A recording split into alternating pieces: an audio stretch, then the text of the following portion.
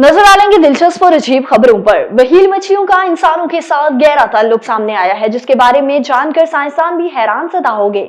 Media reports के मुताबिक जिस तरह इंसान अपने बच्चों में ज़बान मुंतकिल करते हैं, इसी तरह साइंसदानों ने पाया है कि व्हेल भी इस तर्ज पर अपने गाने एक दूसरे के साथ शेयर करते हैं। इसका मतलब ये कि व्हेल अपने बच्चों को गानों के जरिए बातचीत करने का तरीका सिखाती है, जिस तरह इंसान जबान सिखाते हैं। एक तहलीक में हैरान कुन इंकशाफ हुआ है कि खाने के दौरान क्लासिकल मौसीकी सुनने वाले अफराद कम क्लेवर्स और वाली और कम चिकनाई वाली मुश्तमिल ग़ज़ाओं को तरजीह देते हैं। यूनिवर्सिटी कॉलेज लंदन के माहिरीन समेत मुख्तलिफ मुहक्किकीन पर मुश्तमिल एक टीम ने मुताले में दरियाफ्त किया कि खाने के वक्त हल्की और पुरसुकून मौसीकी सुनने से वजन को कंट्रोल में रखने में मदद मिल सकती है। और आमतौर पर यह तस्वुर किया जाता है कि खवातीन मर्दों के मुकाबले में ज्यादा बातें करती हैं, लेकिन क्या वाकई ऐसा है?